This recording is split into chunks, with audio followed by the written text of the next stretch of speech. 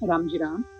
मैं संत कृपाराम प्रश्नोत्तरी के सत्र में वीडियो के माध्यम से आप लोगों के बीच में उपस्थित हूँ। सवाल पूछो 123@gmail.com पर आप लोग सवाल पूछते हैं और मुझे जैसा भी समय मिलता है, व्यस्तता तो रहती है लेकिन फिर भी आप लोगों के लिए समय निकाल कर मैं जवाब देने का प्रयास करता हूँ। तो आज एक सवाल ले रहा हूँ।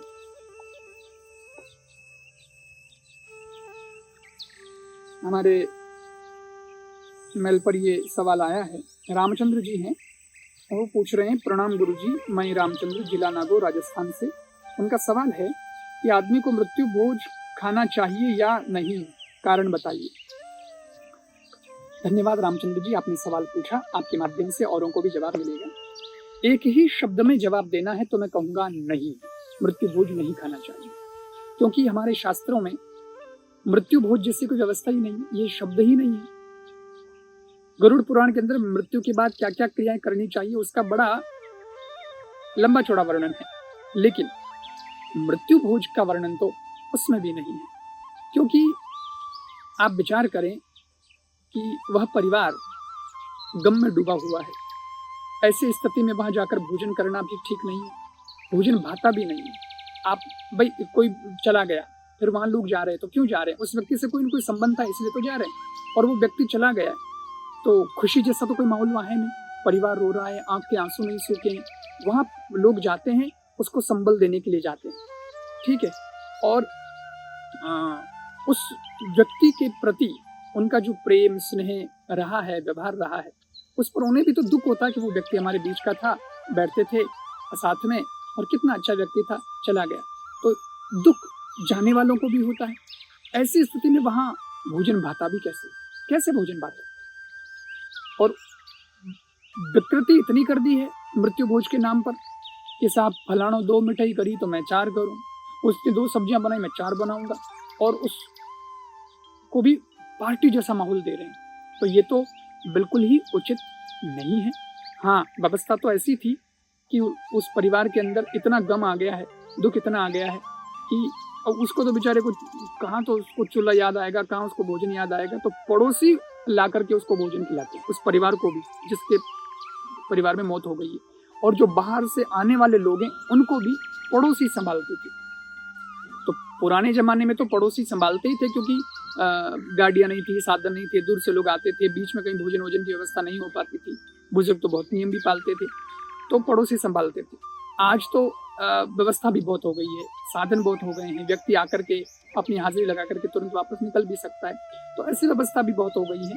इसलिए मैं समझता हूँ कि मृत्यु भोज की कोई आवश्यकता नहीं है।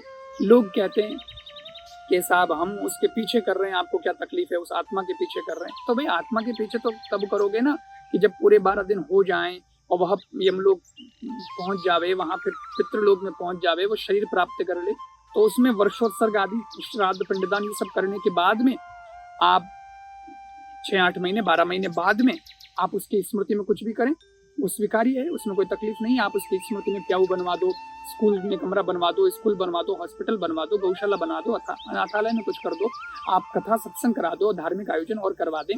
श्रीमद् भागवत महापुराण की तो महिमा ही यही है कि अगर उनकी स्मृति में आप कराते हैं तो उन्हें बड़ी प्रसन्नता मिलती है, पुण्य की वृद्धि भी होती है और पितरों का आशीर्वाद भी उस परिवार को प्राप्त होता है। लेकिन वो 8-12 महीने निकलने के बाद, समझ में आया ना, ये तो ठीक है, लेकिन अभी 12 दिन पूरे हुए नहीं और आगे साहब जीने के लिए और फिर दबाव और डाला जा रहा है। समाज के ऐसे भी लोग होते हैं विचार वाले जो नशा और पता में ही बस मस्त हैं, और फिर के अमल करना पड़ेगा, डोडा गालना पड़े, वो करना पड़े।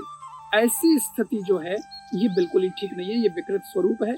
अच्छा, लाखों रुपए का खर्चा हो जाता है तो जो सक्षम होता है वो तो फिर भी कर देता है, लेकिन जो सक्षम नहीं है उसको भी परंपरा के नाम पर करना पड़ता है, नहीं करता तो लोग जबरदस्ती कह करके करवा देते हैं, वो ठीक नहीं है। क्योंकि ऐसी स्थिति में वो बेचारा गरीब व्यक्ति कर्ज में डूब जाता है, छोटे छोटे उसके बच्चे, उनको पढ़ाना था, उनकी जिंदगी बनानी थी, वो तो सब कहीं जाता है, और ये सब समाज की परंपरा के नाम पर करना पड़ता है। जो गलत परंपरा है, जो कुरीति है, वो खत्म होनी चाहिए। इसलिए हाँ, इस विषय पर बहुत सारी चर्चाएं और भी हो सकती हैं, लेकिन वो चर्चा मैं फिर बाद में करूंगा, उसके लिए मुझे भी विद्वानों के साथ चर्चा करनी पड़ेगी। और मृत्यु भोज पर तो मेरा ये स्पष्ट विचार है कि मृत्यु भोज नहीं होना चाहिए। हाँ, आप जीवित खर्च करें, जीवित मेले की व्यवस्था है, अब वो कर ले, अपने हाथों से लोगों को जिमाए जीते जी कि भाई मरने के बाद में कई वेला कई नहीं वेला मने ठानी, मैं तो जीते जी आप लोगों को बुला रहा हूँ, आप लोग आए भोजन करें। फिर वो मृत्यु भोज नहीं कहलाता, वो प्रीति भोज कहलाता है। तो प्रीति भोज यानी प्रेम पूर्वक जिमा रहे हैं और जिम रहे हैं, उसमें जो कुछ दिया भी जा रहा है वो स्वीकार्य है। लेकिन मृत्यु के बाद तुरंत बाद में 13वीं को मृतक की स्मृति में आपको कुछ दिया जा रहा है वो भी नहीं लेना चाहिए, वो बरकत थोड़ा ही करेगा। जीते जी अगर उसने दिया है तो वो प्रेम से आप स्वीकार कर सकते हैं। और शास्त्र की बात जहां तक है तो भगवान श्री कृष्ण गीता में कहते हैं 16वें अध्याय में 24वें श्लोक में कि हे अर्जुन तस्मात् शास्त्रम प्रमाणम ते कार्य व्यवस्थितो ज्ञात्वा शास्त्र विधानोक्तम कर्म कर्तुम इहारहसि। शास्त्र ही प्रमाण है और तेरा कर्तव्य अकर्तव्य ये शास्त्र से सिद्ध होगा।